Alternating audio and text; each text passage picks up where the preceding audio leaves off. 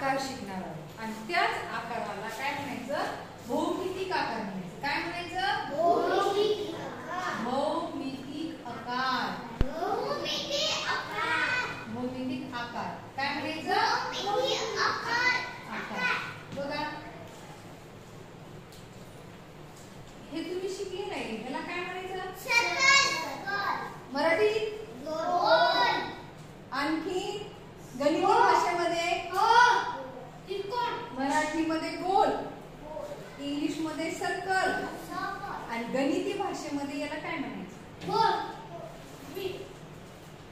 गणिती भाषेमध्ये बघा तुम्ही म्हणलं की तुम्हाला हे शिकवलेलं आहे, तुम्ही अगोदर हे तुम्हाला झालेलं आहे तरी मी पुन्हा रिपीट उजळणी घेत आहे.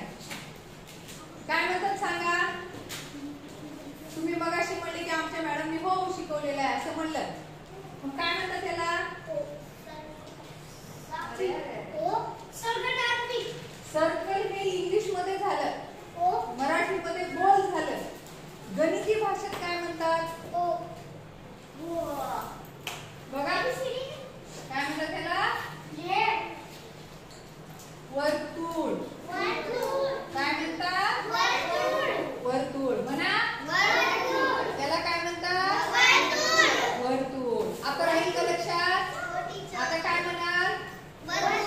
वर्तुळ. मी म्हणले एक वर्तुळ काढा, वर्तुळ काढा आणि ह्याला नाव काय आहे ह्याचं?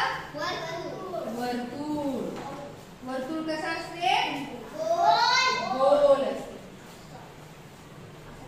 मग याला काय म्हणतात? मराठीत सांगा. मराठीत त्रिकोण. मग त्रिकोणच का म्हणतात? याला त्रिकोण का म्हणतात? लवकर सांगा, याला त्रिकोण का म्हणतात? तीन बाजू आहेत आणि कडा किती आहेत? कडा म्हणजे काय? हे कोपरे. एक, दोन, तीन. कडा किती आहे त्याला? तीन. आणि बाजू किती आहेत? तीन. तीन बाजू असणाऱ्या बंद आकृतीला त्रिकोण म्हणतात. काय म्हणतात? त्रिकोण. जय. लक्ष दे. तीन बाजू असणाऱ्या म्हणा बंद आकृतीला त्रिकोण असे म्हणतात. बघा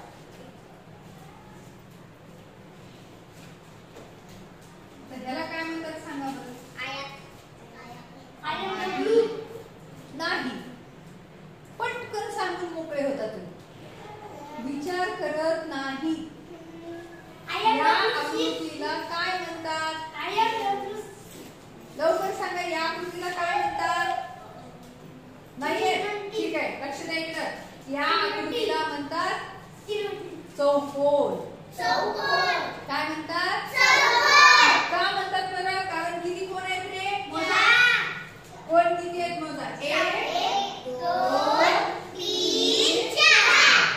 किती कोण आहेत? 4. हा एक कोण, हा एक कोण, हा एक कोण. 4 कोण आहेत म्हणून याला चौकोन. 4 कडा आहेत. बघा 4 कडा आहेत, हे 4 कोण आहेत आणि 4 बाजू आहेत म्हणून या आकृतीला चौकोन म्हणतात. काय म्हणतात? चौकोन. लक्ष द्या इकडे. इथपर्यंत समजलं?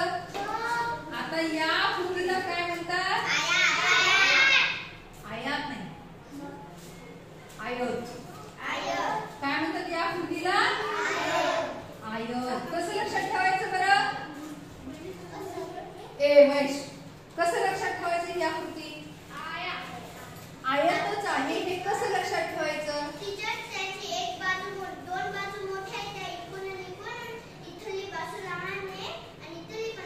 बरोबर. बघा तिने तिच्या भाषेत सांगितलं, याच समोरासमोरच्या बाजू सारख्या असतात आणि ह्या समोरासमोरच्या बाजू सारख्या असतात.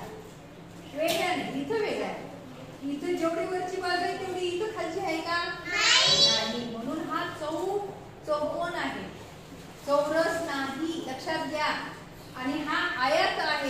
आयताला 4 कोन असतात बघा.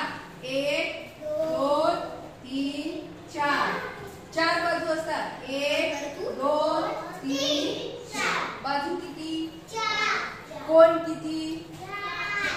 आणि कडा किती? 4. याला आयत म्हणतात. काय म्हणतात? आयत. आता तुम्हाला सांगते मी चौकोनाचा आणि चौरसाचा फरक कसा ओळखायचा. आता माझ्याकडे लक्ष द्या.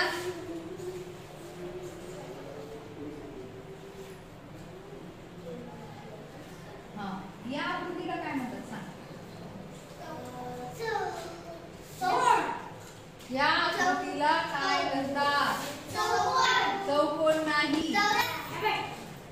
चौरस म्हणतात. काय म्हणतात?